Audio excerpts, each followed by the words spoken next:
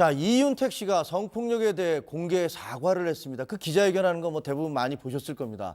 그런데 이게 오늘 나온 얘기인데 알고 보니 사전에 짜고 한 것이다. 이게 연희단 거리패 현직 단원의 내부 고발이라면서요?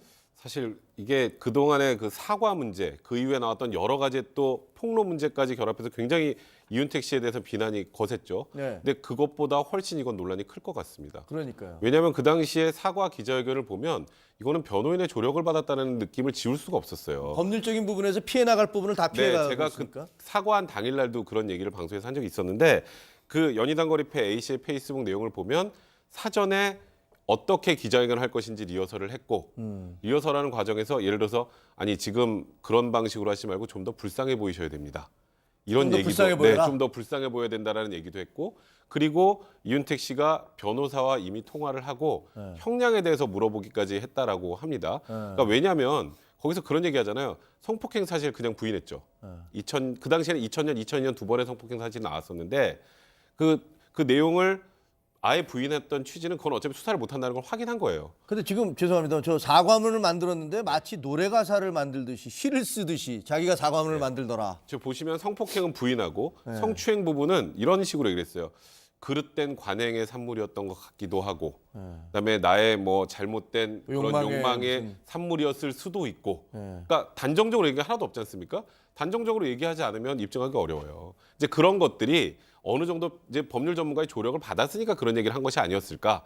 그리고 예상 질문까지도 어느 정도 빼보고 그런 것들을 리허설했다는 거니까 기자회견 자체가 사과가 아니라 연출이었다는 얘기가 나오는 겁니다. 자, 이걸 폭로한 연희단 거리패 A씨에 따르면 사과문을 완성한 이윤택 씨가 기자회견 리허설을 하자. 그러면서 나한테 예상 질문을 하라. 뭐 이런 얘기를 했다는데 그러면서 지금 그 다음도 보이시죠? 그것은 지옥의 아수라였습니다. 내가 믿던 선생님이 아니고 괴물 얘기 여기 또 나오네요. 우리 지난번에 최영미 씨가 얘기했던 괴물. 우리는 리허설을 끝냈습니다.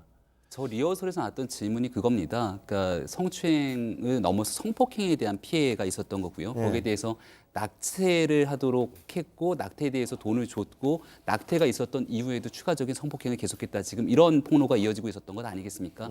거기에 대한 질문에 대한 예행 연습과 리허설을 했다라는 거라 사실은 인간으로서 받아들일 수 없는 얘기를 가지고 저렇게 시를 읊듯이 노래하면서 원고를 써내려 갔다라는 것들은 아마도 뭐 많은 국민들뿐만이 아니라 누구도 이해할 수 없는 거라 지금 이 폭로가 있고 난 뒤에 사실은 가장 우려가 되는 거는 2차 피해, 3차 피해에 대한 부분 아니겠습니까? 네. 이윤택 씨가 가장 하지 말았어야 되는 부분은 이거를 폭로했던 사람을 굉장히 질이 나쁜 사람으로 2차 가해를 시켰다는 거기 때문에 이게 이제 앞으로 어떻게 사건이 흘러가게 될지는 좀 지켜봐야 될 것 같습니다. 김재리 의원, 근데 그때 기자회견을 할 때도 보면 앞부분은 그대로 짜여진 대로 본인이 의도한 대로 잘 가다가 뒷부분에서 이제 기자들이 질문을 하니까 거기서 뭐 흥분을 해서 뭐 다른 얘기도 나오고 그랬던 거잖아요. 그러니까 그런 거 보면 아, 저게 미리 다 준비됐던 거구나 이런 느낌을 줬었죠. 예, 뭐 그런 여러 가지 것들의 준비는 충분히 느껴졌었고 실제 사람들이 궁금하고 질문하고자 하는 것에 대해서 얘기를 했을 때는 제대로 답하지 못하고 우왕좌왕하는 그런 모습들이 많이 보여졌는데요.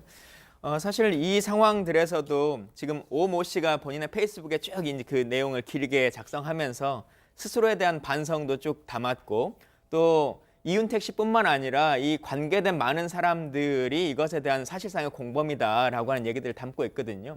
좀 더 연출이 필요하다, 뭐 슬픈 표정을 지어야 된다라고 한 사람 A 씨라고 말하고 있는 극단 대표도 문제이고 또 극단 대표에게 그 전부터 우리가 사과를 해야 된다라고 한 요구를 했는데 극단을 살려야 되니 그렇게 하지 말자라고 묵살해 왔었고 계속 이제 그런 모습들을 보였고 이분이 가장 화가 났다라고 하는 것은 실제 이제 피해자들이 가명으로 글을 올렸는데 그 글을 보고서도 다 많은 사람들이 실명으로 누가 이렇게 얘기를 했다라고 하는 것을 말했다라고 하는 거예요. 다시 말하면 관계되는 모든 사람들이 이 내용과 피해자라고 하는 것을 인지하고 있는 상태였다. 근데 내가 그 사람들과 같이 이 일들을 하면서 약간의 공범처럼 있었다라고 하는 반성의 글이었는데요.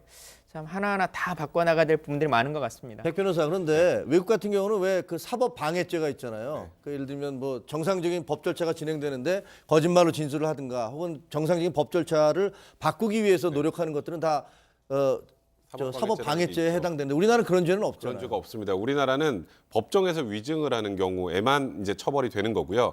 수사기관에 거짓 진술한다거나 수사를 방해하는 것 이런 것들은 아직 처벌하는 규정을 두고 있지 않아서 지금 현재 윤택 씨가 하는 저런 행동들은 현 시점에서는 그냥 국민적으로 도덕적으로 비난을 받을지언정 형사처벌의 대상은 아직 아닌 상황입니다. 그렇군요. 참 안타까운 일인데 자.